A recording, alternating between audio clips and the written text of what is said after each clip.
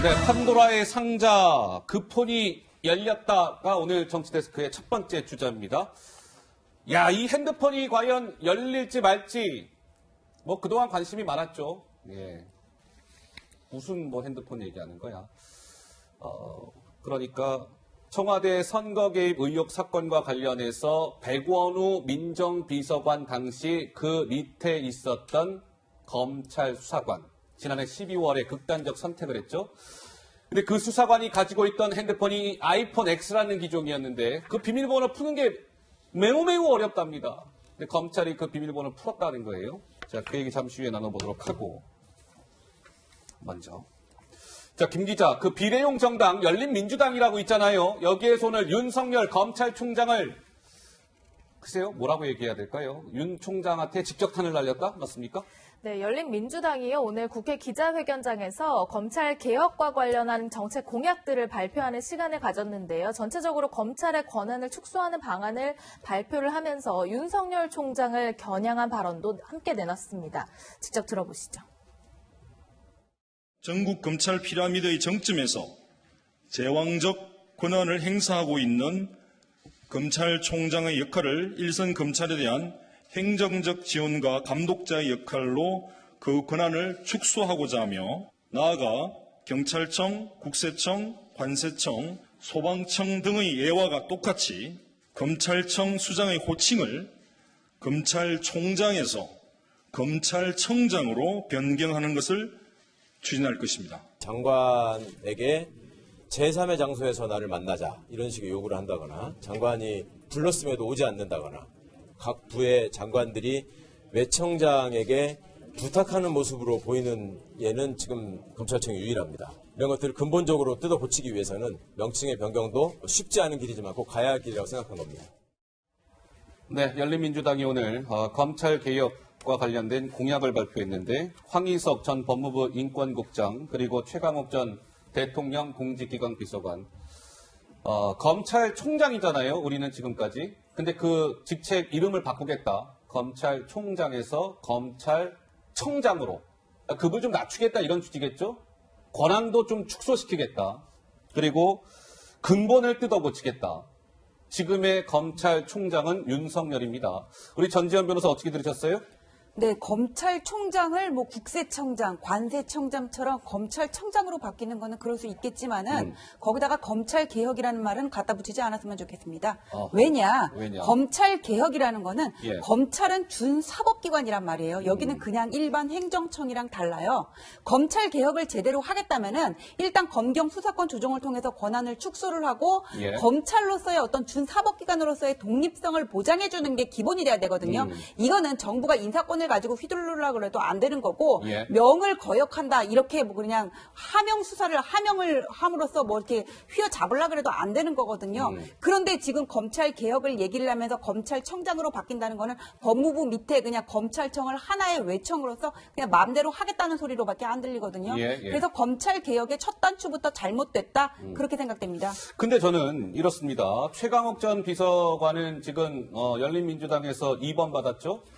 배치 달 가능성 매우 크고 황희석 전 법무부 인권국장 8번 달았어. 8번입니다. 뭐 국회의원이 될지 말지는 8번이기 때문에 좀 두고 봐야 될 것 같은데 어쨌든 벌써부터 열린민주당은 뭐 연일 계속 윤석열 검찰총장을 외치면서 계속 공격을 하고 있어요. 뭐 공수처 1호 수사 대상은 윤석열 부부가 될 것입니다. 등등의 발언. 오늘 정 의원은 어떻게 들으셨어요? 어떤 느낌이 드세요? 딴 건 몰라도 열린민주당의 선명성 하나는 끝내주는 것 같습니다. 선명성 하나는 끝내준다? 그러니까 친조국, 친문, 반윤석열.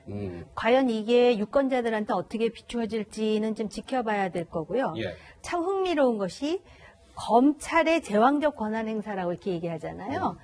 제왕적 권한 행사하는 검찰총장의 역할 이렇게 얘기했는데 우리나라에서 지금 제왕적 권한을 행사하는 것은 대통령이죠. 대통령 중심제에서의 제왕적 권한에 대해서 수많은 그런 논의들이 있었고 고민들이 있었거든요.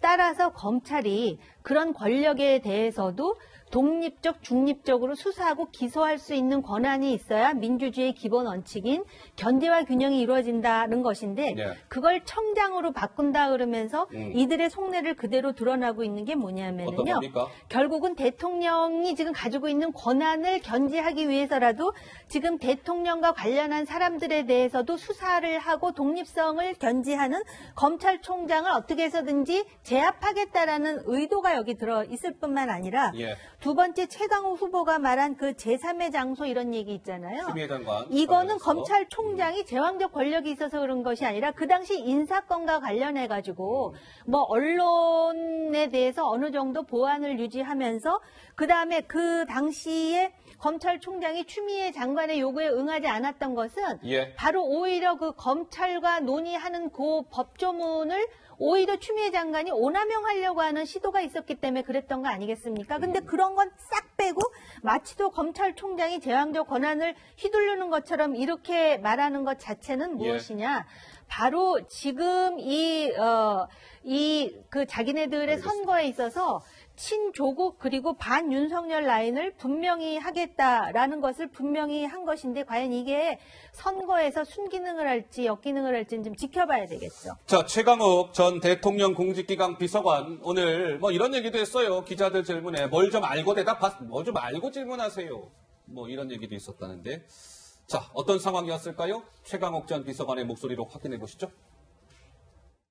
개인 윤석열 씨에 대한 감정이나 개인 윤석열 씨의 불만은 있을 수가 없죠. 검찰총장이라는 직위에서 그 권한을 남용했고 그런 결과가 시민들에게 지금 내 삶을 검찰 권력이 언제든지 파괴할 수 있다는 위협으로 다가오는 장면을 생생하게 봐왔기 때문에 검찰총장이 빠질 수 없는 사람인 겁니다. 공수처의 수사 대상으로 정해져 있는 사람이 법을 위반하고 범법을 한 것이 발견될 때는 언제든지 수사 대상이 될 수 있다고 얘기하는 것이 왜 특정인을 겨냥한 것으로 해석돼야 되는지 저는 잘 모르겠고요. 검찰로 가셔야 될 분들이 국회로 들어가서 방어막을 쓰려고 하신다고요. 그러니까 기본이 안 돼 있는 말씀이죠. 제가 기소된 사람이 검찰을 왜 갑니까? 좀 법원을 가야 됩니다. 뭘 좀 알고 말씀했으면 좋겠습니다.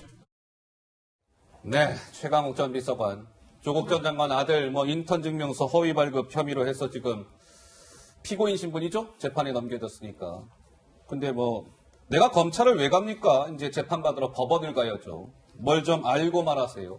우리 김상희 평론가는 어떻게 좀 들리세요? 저는 기본적으로 그 정 의원님이 얘기한 그 말씀에 귀를 같이 하는데요. 지금 갈등 정치를 최고조로 끌어올려서 그것을 자신들의 이익으로 가져오겠다 이런 것 같아요. 아하. 그러면 갈등을 최고조로 끌어올리면 손해보는 건 어디냐? 민주당이에요. 그러면 자신들의 이익만 높아지면 그럼 민주당의 지금 선거는 상관이 없는 것이냐 이런 측면에서 상당히 좀 이기적인 모습, 이기적인 모습이다. 뭐 다른 사람들은 전혀 상관하지 않는 모습 이런 모습을 좀 보이는 것 같아서 좀 안타깝고요. 예. 검찰 개혁이라는 말을 지금 쓰는 게 얼마나 이게 제가 볼 때는 시기적으로 안 맞느냐면요. 이게 사실상 사개특위를 통해서 각 제 정당이 합의를 통해서 검찰 개혁안을 내놓은 거예요. 그러면 검찰개혁은 저 사람들이 개인적으로 할 수 있는 겁니까? 아니죠. 국민의 동의가 없이? 예. 그런 모습들이 굉장히 오만한 모습 아니겠습니까? 어허. 지금 공수처법하고 검경수사권 조정법 통과됐잖아요. 그럼 이걸 잘 운영을 해보고 그 다음에 거기에 문제를 보완하는데 매진을 해야지 이걸 정치적으로 활용만 해가지고 그 제도의 안정성은 어디로 다 보내버리고 제도의 안정성이 없으면 예. 가장 피해를 보는 건 힘없는 국민들입니다. 국민들이 피해를 본다. 예. 자, 전지현 변호사 뭐 하실 말씀 있으세요? 저 윤석열 총장 뭐 공수처 1호 대상 얘기를 하셨는데 무슨 수사를 저렇게 예고하고 합니까? 저런 경우는 없고요. 이거는 총선 이후에 어떤 정권을 겨냥한 검찰의 수사를 덮기 위한 여기서 더 나가시면 이거 협박으로 비칠 수 있다고 보고요. 예. 그리고 지금 윤석열 총장의 장모권 가지고는 계속 이렇게 뭔가 여권에서 지금 문제를 삼고 있는 거는 알겠는데 장고증명서 위조했다는 게 2013년이거든요. 예. 근데 그것과 관련해 가지고는 검찰이 시기는 늦었지만은 분명히 얼마 전에 불구속 기소를 한 상태이고 그 건과 관련해서 뭐 사기라든지 여러 가지 진정이 들어온 거는 알고 있었지만은 일부는 법원의 판결을 통해서 그런 점이 없었다는 점이 확정이 됐고 예. 또 어떤 장고증명서 발급 시기와 그 진정인이 얘기했던 그 돈을 지급했다는 시기라든지 일면식도 없다는 점 이런 것들이 가만히 돼가지고는 설득력이 없다는 부분이 드러났거든요. 예. 그래서 아직 사실관계가 확정이 되지도 않은 부분을 가지고는 수사 대상 언급하는 것 자체가 어떤 의도성이 있다 이렇게밖에 볼 수 없다고 봅니다. 자, 열린민주당 오늘 얘기 좀 해봤고 조금 전에 열린민주당에서 나온 목소리여서 한번 좀 짚어드렸고요. 오늘 저희 이 주제가 판도라의 상자 그 폰이 열렸다 이겁니다. 제가 아까 서두에 잠깐 말씀을 드렸는데 김 기자, 많은 이들이 이 휴대전화의 비밀번호가 풀릴까 말까 굉장히 관심이 많았었잖아요. 그렇습니다. 수사 당국 또한 이 아이폰의 비밀번호를 풀기 위해서 굉장히 오랜 기간 동안 노력을 기울여 왔다고 합니다. 무려 119일 만에 풀렸다고 하는데요. 이게 숨진 검찰 수사관 A씨의 아이폰입니다. 누구냐면 백원우 전 민정비서관이 운용했던 비선 감찰반 소속으로 활동했었고요. 청와대 울산시장 선거 개입 사건에 연루돼서 수사를 받던 중에 안타깝게 극단적인 선택을 한 바 있습니다. 그렇죠. 그런데 이건 수사당국이 봤을 때는 이게 스모킹 건이다 이렇게 판단하고 있는 것 같습니다. 여기 안에는 뭐 통화 내역이라든지 문자, 검색 기록 등등이 들어있기 때문인데요. 검찰은 이들을 복원할 계획이라고 알려져 있습니다. 예. 자, 저 검찰 수사관의 아이폰 X인가요? 뭐 기종이 뭐 보도가 다 됐으니까. 근데 저게 이제 119일 만에 비밀번호가 풀렸다는 거죠. 근데 저 비밀번호 푸는데 검찰이 무진장 애를 많이 먹었답니다.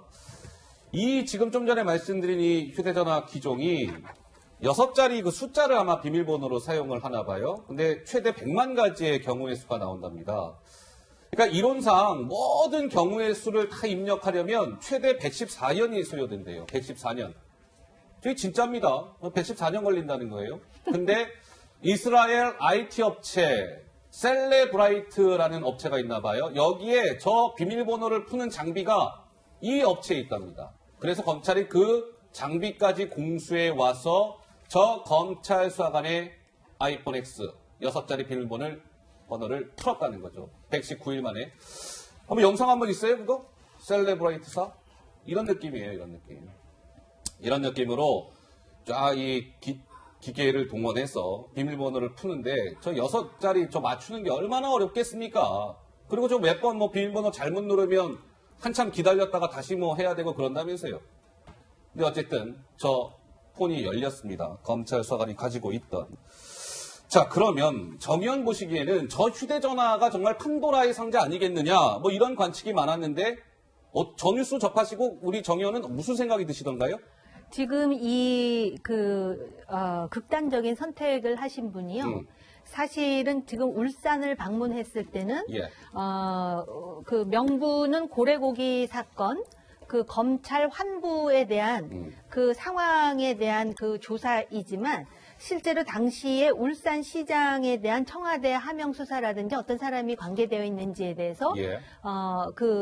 열쇠를 쥐고 있었고요. 아하. 또 하나는 그 과정에서 이 사람이 청와대를 나와서 동부지검에 있을 때 유재수 사건과 관련해서 청와대로부터 굉장히 많은 심리적 압박을 받아서 울기까지 했다라는 이야기가 그 언론에 지금 나왔거든요. 예. 그래서 관련한 내용이 판도라의 상자라고 말씀을 하셨는데 그런 내용이 들어있지 않을까. 아무튼 참 놀랍습니다. 이스라엘의 IT 업체가 이걸 단축하긴 하지만 늘 성공했던 건 아닌데 그렇습니까? 이거 성공을 해서 전 이건 못 열 줄 알았는데 결국 열었네요. 예. 열었으면은 분명히 그 내용과 관련해서 공개될 수밖에 없는 진실이 있을 것이다 기대가 크고요. 예. 또 역설적으로 어쨌든 이 사건과 관련해서 백원우 비서관도 그렇고 조국 지금 수석도 그렇고 억울하다는 거 아니에요? 그러면 오히려 이 판도라의 상자가 열리면서 억울함을 풀어줄 수 있는 부분도 되지 않겠습니까? 저는 이거 빨리 공개 좀 했으면 좋겠어요. 어떤 내용이 있는지 아주 궁금해가지고. 예. 그렇습니다. 알겠습니다. 검찰이 이제 뭐 열심히 분석 작업을 벌이겠죠. 저 얼마나 힘들었겠습니까? 119일 만에 비밀번호를 풀었다니까. 검찰이 아마 푸는 순간 야! 풀었다! 아마 이렇게 환호를 했을 거예요. 자, 근데 김 기자, 이거를 한번 좀 짚어봅시다. 그러면 저 검찰 수사관의 저 휴대전화의 비밀번호가 풀린 것이 어떠한 맥락에서 의미가 있는 것인지 먼저 김 기자 어떤 내용이죠?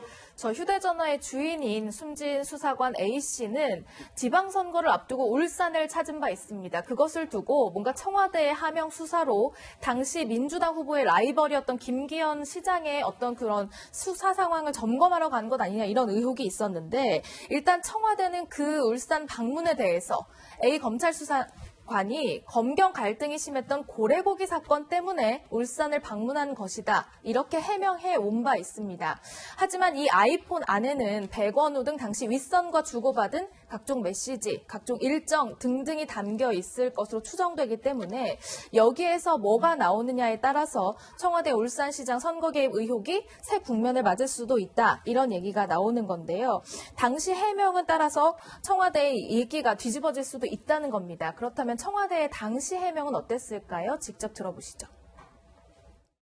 네, 일단 지금 민정특감반이 울산 현장에 갔던 그 이유는 고래고기 사건 때문에 검찰과 경찰이 서로 다투는 것에 대해서 이런 그 부처 간의 불협화음을 지금 어떻게 해소할 수 없는가 해서 내려갔다라는 말씀을 드리고요.